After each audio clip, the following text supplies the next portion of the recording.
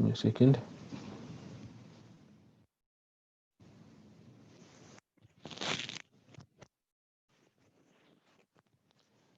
Can you guys hear me properly?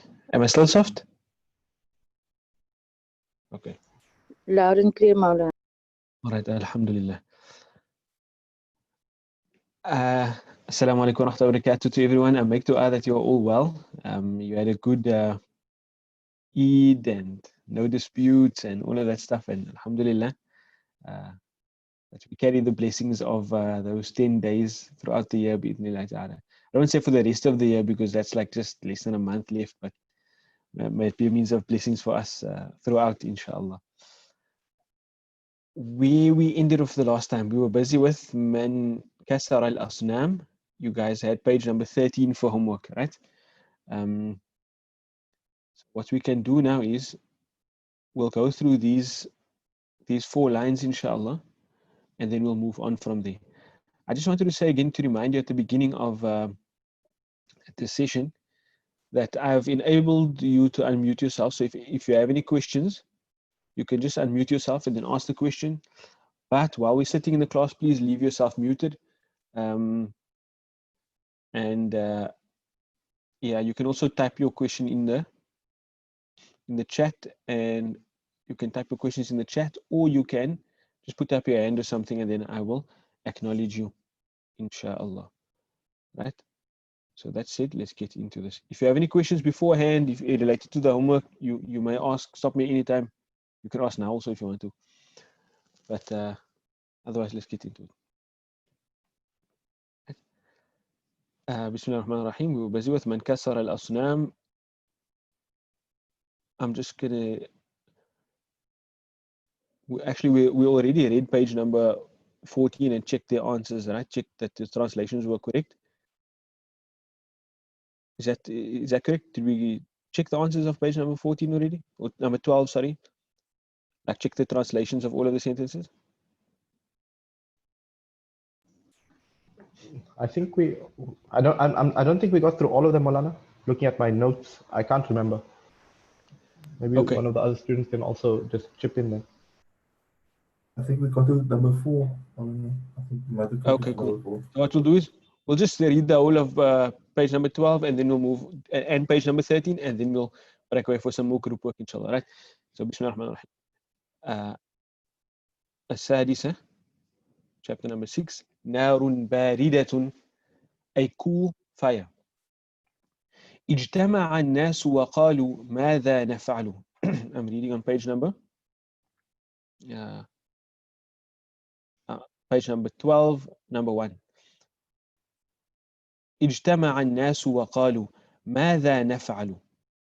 The people gathered and said, what should we do? Number 2. إن إبراهيم كسر الأصنام وأهان الآلهة. Indeed, Ibrahim alayhi salam has broken the idols and humiliated the gods. وسأل الناس ما عقاب إبراهيم ما جزاء إبراهيم. The people asked, what is the punishment of Ibrahim alayhi salam? ما جزاء إبراهيم, what is the recompense of Ibrahim? كان الجواب, the response was, حرقوه وانصروا آلهتكم. Burn him and help your gods. وهكذا كان. أوقدوا نارا وألقوا فيها إبراهيم. وهكذا كان, and thus it was. وهكذا كان, and thus it was. أوقدوا نارا, they kindled a fire. Well, they stoked a fire, they basically made a fire. وألقوا فيها إبراهيم. Actually, there's a mistake here. There's a mistake. أوقدوا نارا.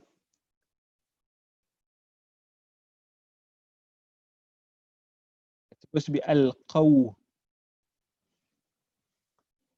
It's supposed to be ألقوا, not ألقوا. Right? What does that mean? وألقوا فيها إبراهيم.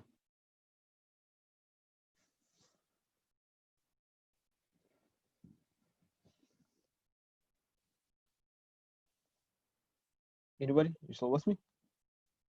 And thus it was. أوقدوا نارا, they kindled a fire. وألقوا فيها إبراهيم, and they Cast it in the fire. cast him into the fire. Yeah. So you guys noted that, right? It's supposed to be ألقوا, not ألقوا. ألقوا will change the meaning slightly. It will change the meaning to a command, but on a verb form that we haven't covered yet. Number 6. ولكن الله نصر إبراهيم وقال للنار. But Allah helped Ibrahim and he said to the fire. Meaning, and Allah said to the fire, يا نار كوني بردا وسلاما على إبراهيم. What did Allah say to the fire?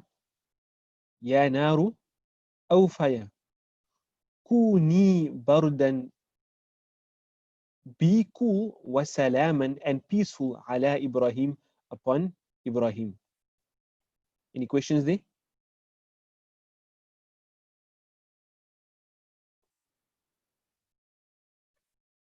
Maaf, could Molana just give that the translation again, please? يا نار, أو fire, كوني بردا وسلاما, be cool and peaceful, على Ibrahim, upon Ibrahim. Shukran. Right. The reason, I thought someone was going to ask it, but anyways, the reason this is kuni is because nar is a feminine word. Fire, though it doesn't have any ta marbuta or any alif maqsura or alif mamduda at the end, it is still a feminine word, and it's one of those words that we know are deemed feminine. Right, so we have to treat it like a feminine word. So Allah is commanding the fire. So how do you command a feminine word? You say, if'ali. In this sense, it's going to be a kuni. Like, you know the word kun? You develop kun fayakun? Be. Be, right. So this is the feminine form of kun, kuni. So now you can all go telling each other, kun bardan or kuni bardan. Be cool. Right? Ya naru kuni bardan wa salaman ala Ibrahim. وهكذا question, Bismillah, Nabila. Assalamu alaikum, Malana. Alaikum I salam wanted to wa know if the verb kuni, well, I think it's like a verb. If that word kuni is feminine, then why is bardan and salaman not feminine? Good question. It could be because in this context it's hal. Right? It could be that in this context it is serving the function of hal. You see, because this is a Quran ayah, I can't just make up an i'rab for it. So what I'm going to do is I'm just going to check it for you quickly.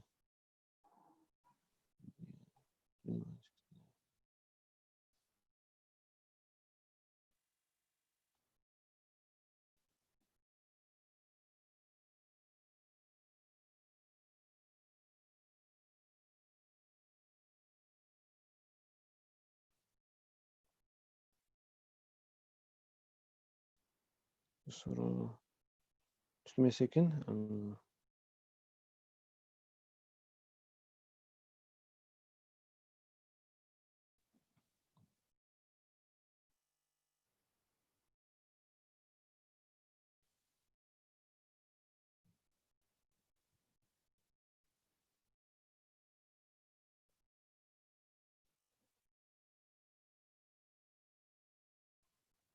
يا نار كوني بردا وسلاما على إبراهيم.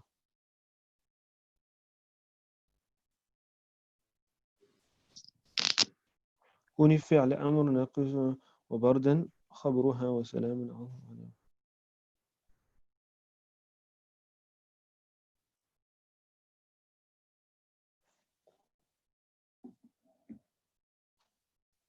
Yeah, the reason that these are not that they don't have to be feminine, right, is because it's not a sifa. I didn't actually even need to check this. This is, you see, the word kana enters upon a jumla, right? Enters upon a jumla, usually a jumla ismiya. Then what's usually the mubtada in the sentence becomes what is usually the mubtada becomes what we call the ismu kana, and what is usually the khabar becomes called the khabar of kana. So this word here, these two words, more specifically bardan, this is the khabar of the sentence. It's a khabar, yeah, it's a khabar of the sentence. So the khabar doesn't have to agree necessarily with the ism in gender. So that's the reason. It's a little bit technical here, because I'm not too sure. Did you guys learn kana already? I don't think so. No, Maulana. No. Okay, so I don't want to get too much into kana, because that's going to require a lesson firstly about kana, and then we can go on to the command form of kana and what follows on from there. Is that fine? Okay, shukran. But essentially, the reason why it's not necessarily feminine here is because it's not like a sifa, or it's not the concept of coolness doesn't change to a feminine concept. That's the reason. So yeah, but I don't want to now throw everybody off with getting into kana and how it changes the structure of a sentence. So let's just leave it at that now. Inshallah, in due time, when we come across it and we've done kana, and then you can pick up the question again, inshallah. Right? So, Ya naru kuni barda wa salaman ala Ibrahim, or fire, be cool and calm or peaceful ala Ibrahim. Line number 8. وهكذا كان, this was your homework, and thus it was. كانت النار بردا وسلاما على إبراهيم. The fire was, and you can see كانت is again feminine. كانت النار, the fire was بردا وسلاما, cool and calm or peaceful على إبراهيم, upon Ibrahim. Number 9. ورأى الناس, and the people saw أن النار لا تضر إبراهيم. The people saw that the fire لا تضر was not harming Ibrahim. Why am I saying was not harming? Again, we have this is a present tense, but it comes after past tense. Right? So when you have a past tense at the beginning and then a present tense, it gives it the meaning of a past but continuous. That's what I'm saying was harming. وَرَأَى النَّاسُ, and the people saw أَنَّ النَّارَ لَا تَضُرُّ إِبْرَاهِيمَ, that the fire was not harming Ibrahim. Line number 10. وَرَأَى النَّاسُ أَنَّ إِبْرَاهِيمَ مَسْرُورٌ, and the people saw that Ibrahim was happy. Masrur, happy. وَأَنَّ إِبْرَاهِيمَ سَالِمٌ, and that Ibrahim was safe or sound. Right? وَأَنَّ إِبْرَاهِيمَ سَالِمٌ, and that Ibrahim was safe and sound. وَدَهِشَ النَّاسُ وَتَحَيَّرُوا, and the people became dumbfounded. وَتَحَيَّرُوا, and they became confused. Any questions?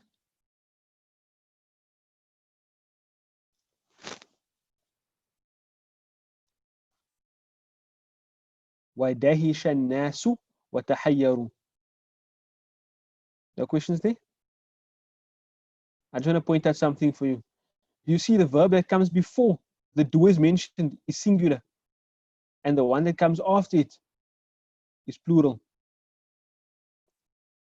Though it's actually the same people doing it. The people became dumbfounded and they became confused. Right? So just note that. If the fa'il is mentioned after the verb will be singular.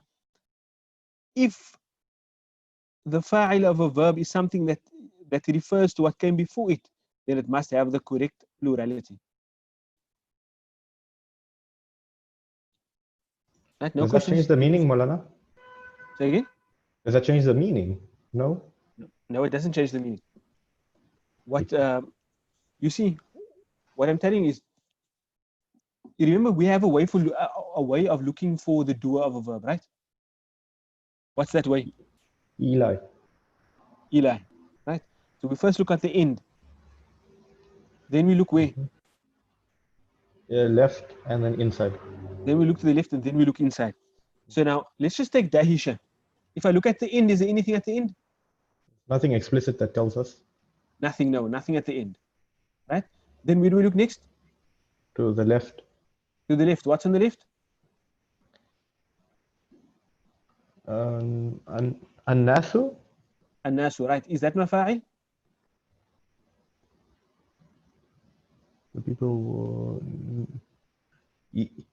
I'm trying to remember now the basic rule. Wait, let me check my notes. Yeah, I circled it for you. Yes, it is. Yes, it Because is it's in Yes, it in is. rough. Yeah. It's in a rough. Right. So that is mafa'il. Yeah. It's on the left, right? An-nasu is how many?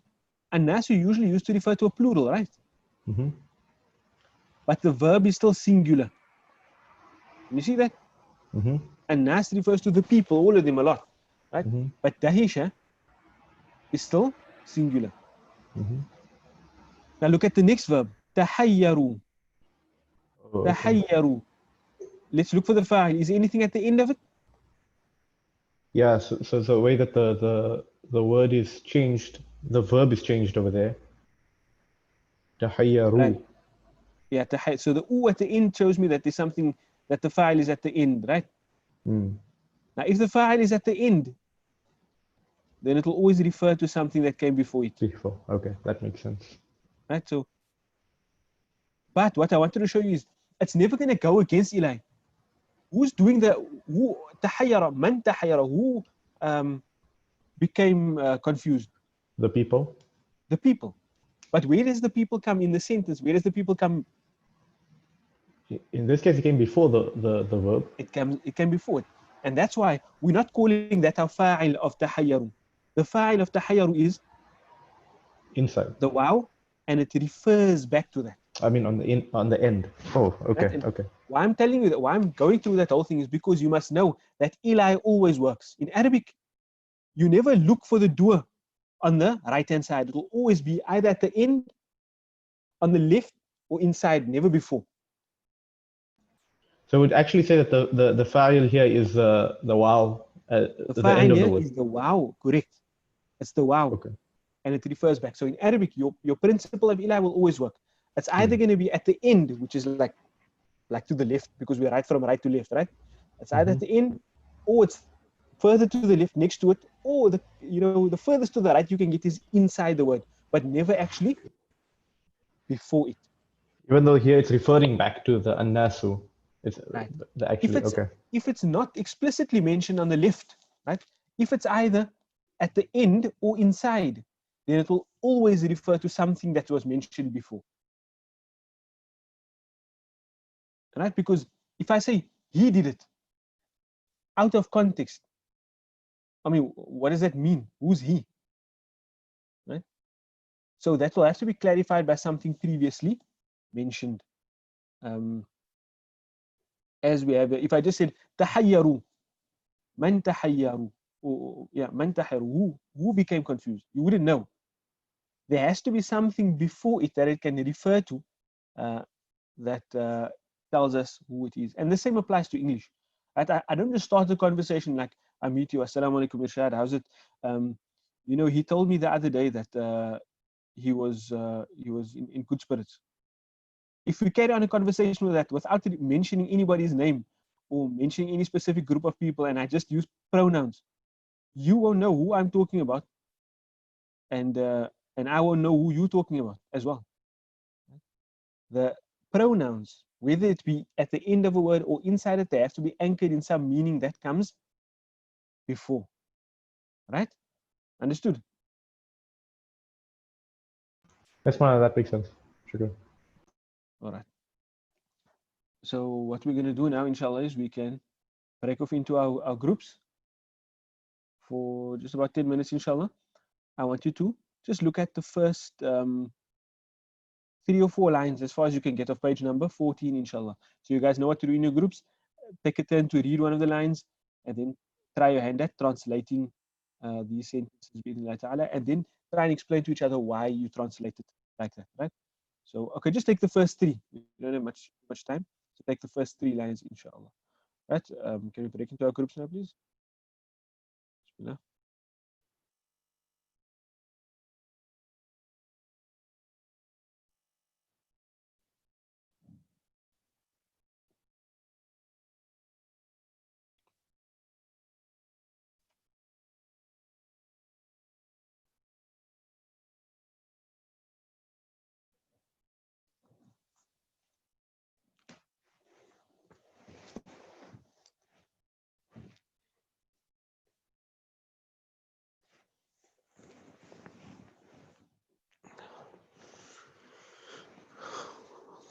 ووضعناك وزرك الذي أنقض ظهرك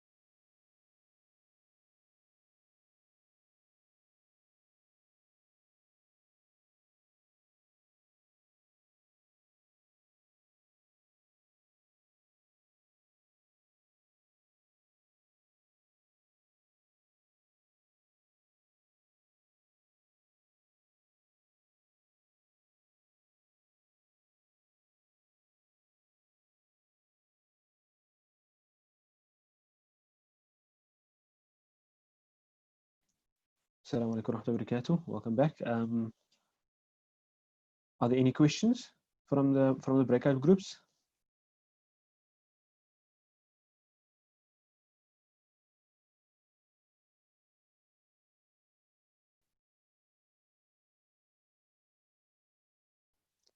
Okay, if not, what we'll do then is we'll